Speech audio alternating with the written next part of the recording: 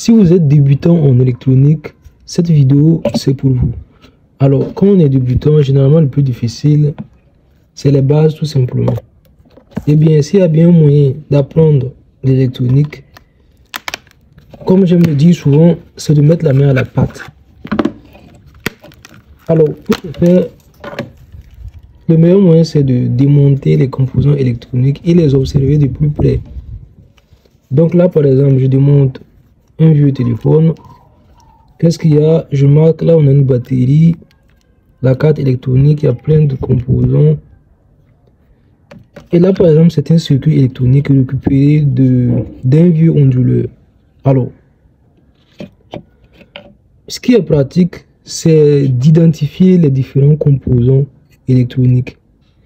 Et donc, avec la technologie maintenant, c'est assez simple.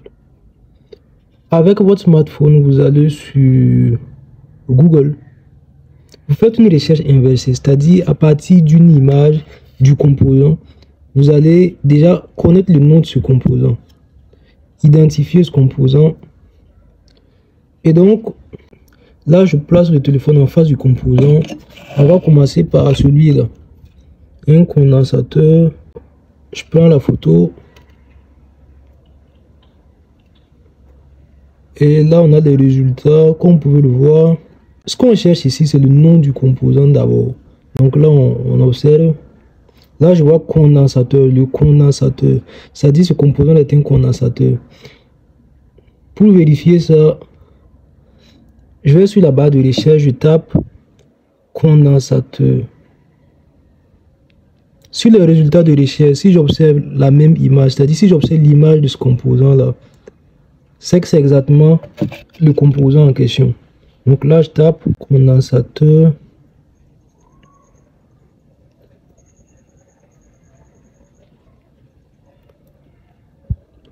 Condensateur. Et là, comme vous pouvez le voir, c'est exactement le même composant qui ressort. Donc, je sais que j'ai identifié le composant.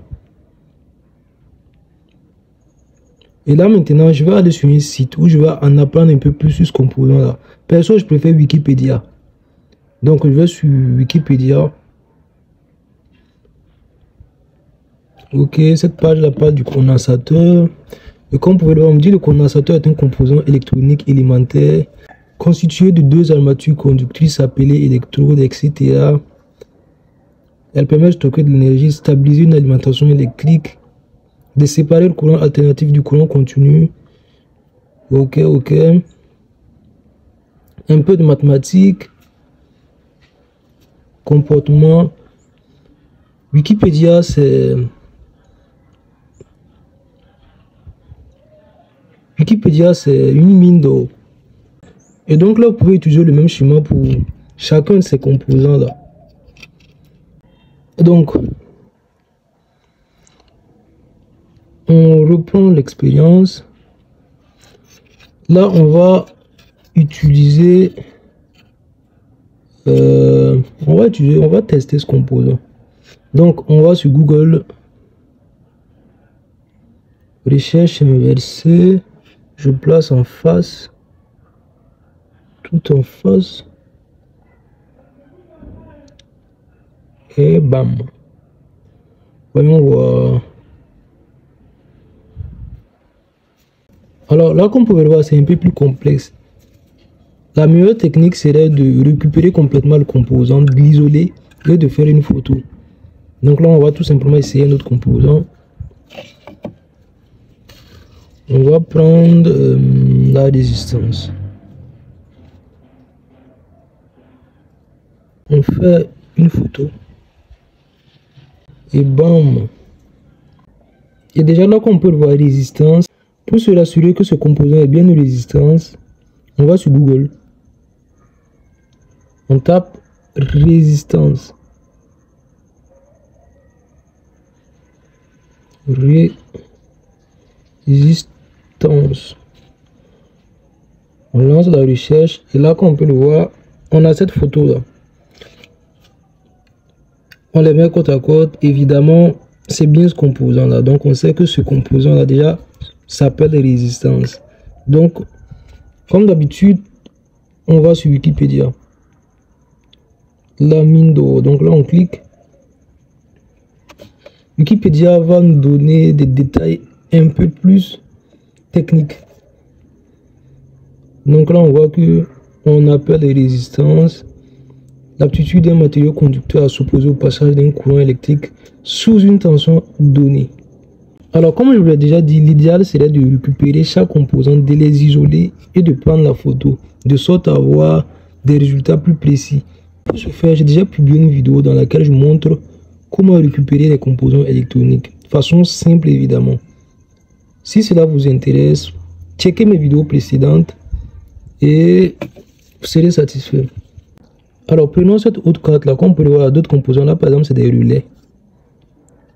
Là on a un fusible, en gros il y a plein de composants. Après avoir identifié les différents composants, vous devez connaître les caractéristiques de ces différents composants là, les grandeurs, mise en jeu, etc. Il y a cette application là, Component Pinout. Donc là par exemple, on va prendre ce composant là, comme on peut le voir, on va prendre l'inscription sur le boîtier. Sur le boîtier, c'est inscrit BT151. Perso, je sais que c'est un thyristor, mais on va quand même vérifier. Et là, je tape BT151. Et là, comme on peut le voir, c'est un thyristor. Ce composant-là, BT151, est un thyristor. Et là, on a les différentes bornes. La borne juste à gauche, c'est la cathode. Celle du milieu, l'anode. Et celle tout à droite, le gate. La deuxième application, c'est Electrodoc. Sur cette application, vous vous mettez sur le calculateur. Là, vous voyez code de couleur des résistances. Vous cliquez dessus.